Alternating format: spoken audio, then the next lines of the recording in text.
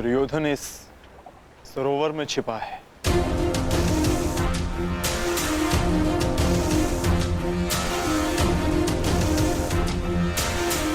आवाहन दो विकोदर।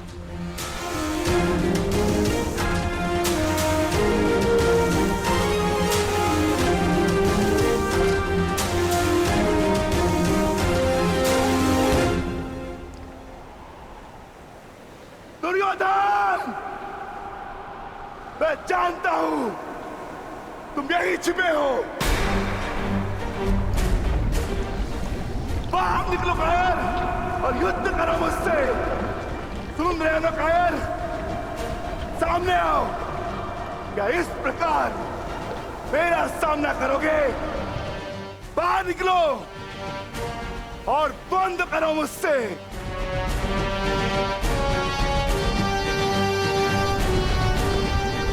आज तुम्हारे मामा श्री तुम्हारा साथ छोड़कर चले गए और शीघ्र ही मैं तुम्हें उनके पास भेज दूंगा।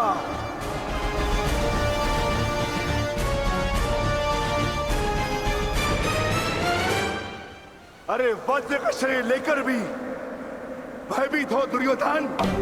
महारथी कर्ण को अपना मित्र कहते हैं ना, किंतु आज यदि कर्ण तुम्हें इस दशा में देख लेते तो उन्हें भान हो जाता कि उनका मित्र एक शूरवीर योद्धा नहीं, बस एक कायर है। और उन्हें लज्जा है कि उस क्षण पर जिस क्षण उन्होंने तुम्हारा साथ देने का निर्णय किया।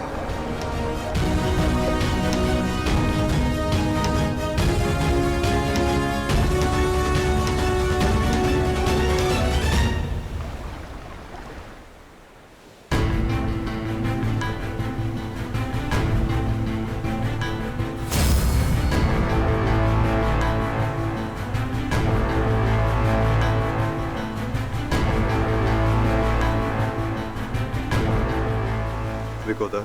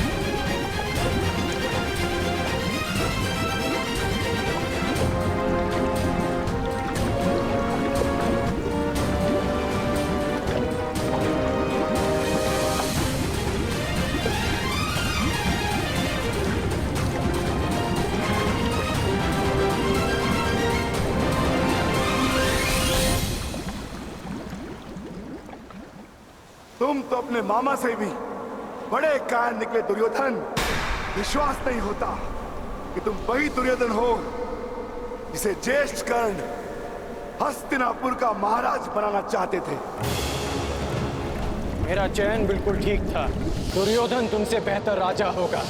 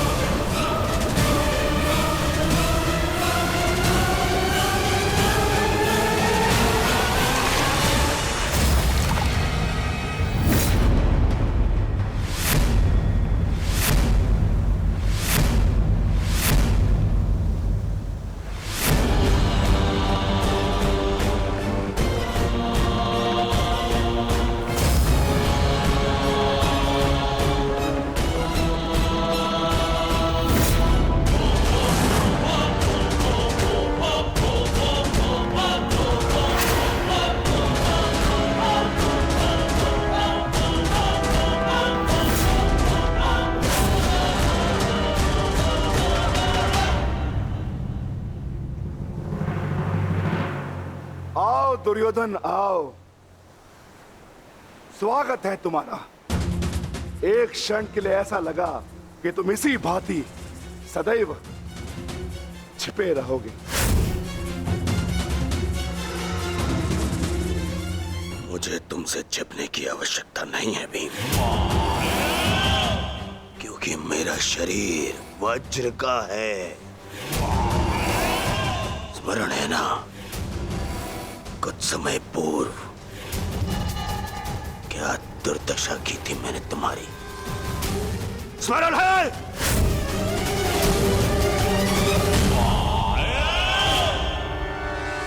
दुर्योधन सत्य कह रहे हैं विकोदर।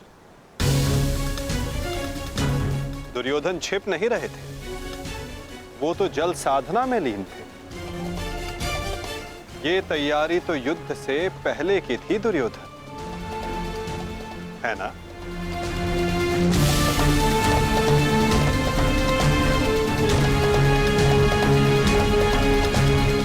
अद्भुत। एक बार फिर तुमने मुझे चौंका दिया। हाँ, मैं जल साधना कर रहा था जो मेरे गुरु बलराम ने मुझे सिखाया है।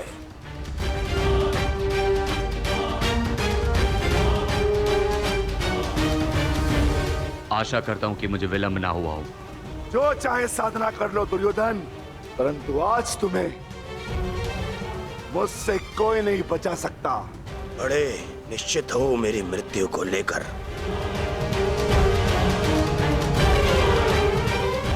आज क्या कोई नया छल लाए हो मेरे लिए?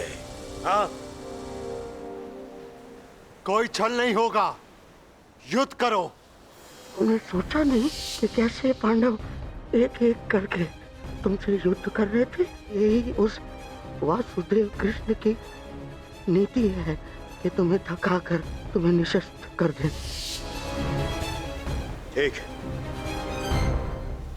युद्ध होगा, परंतु एक बार में एक ही से होगा, और उससे होगा जिससे मैं चाहूंगा।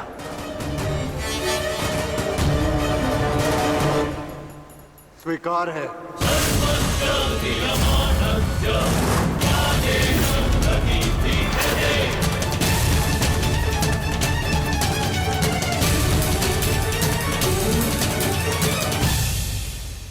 है कि तुम युद्ध किससे करोगे? नकुल सहदेव से?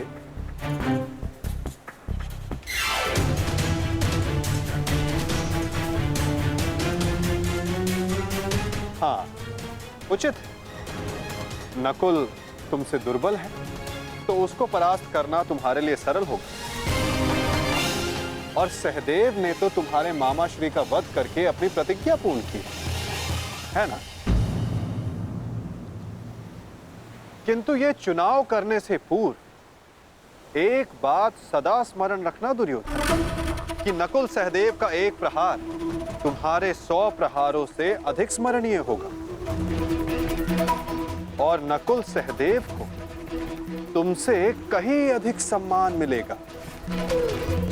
हाँ, कदाचित इस द्वंद्व में, इस महाभारत में तुम भले ही विजयी हो जाओ, किंतु सदा के लिए तुम अपना मान, सम्मान और यश खो बैठोगे दुर्योधन।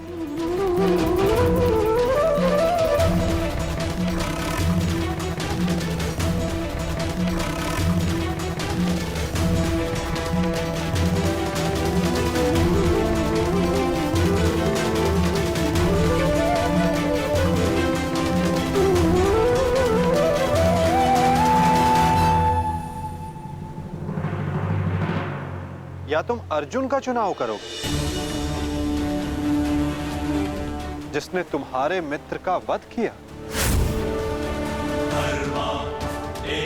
किंतु फिर प्रश्न ये उठता है कि तुम धनुर्युद्ध चुनते हो या गदा युद्ध। यदि तुमने धनुर्युद्ध चुना तो तुम अर्जुन के समक्ष क्षण भर के लिए नहीं टिक पाओगे।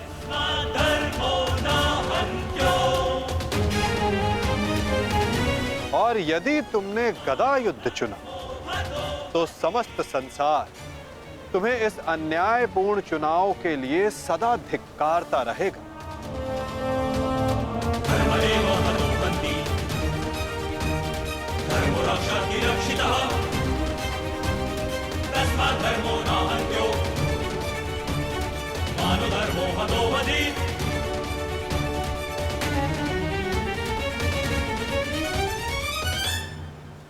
हाँ, युधिष्ठिर को द्वंद्व के लिए ललकारना ये अवश्य बुद्धिमानी हो,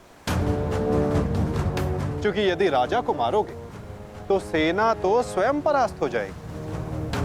किंतु ये बात स्मरण रखना दुर्योधन, यदि तुमने ऐसा किया तो समस्त संसार तुम्हें उस कायर की भांति स्मरण करेगा जिसने स्वयं से निर्बल को परास्त करने का विकल्प चुना। अब चुनाव तुम्हारा है दुर्योधन।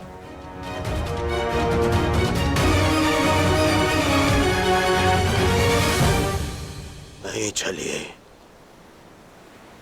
ये फिर तुम्हारा कोई छल है। मेरा चुनाव केवल वो होगा जिसकी मृत्यु मेरे 99 भाइयों के लिए श्रद्धांजलि होगी। परिणाम चाहे जो भी हो, दुर्योधन केवल एक महान योद्धा के रूप में जाना और पहचाना जाएगा।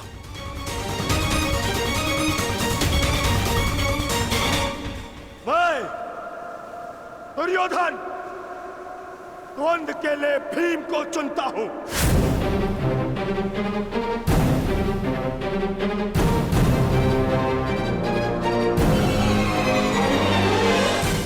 और इसे मारने के पश्चात मैं एक एक करके बाकी चारों भाइयों को मारूंगा। ये मेरा वचन है।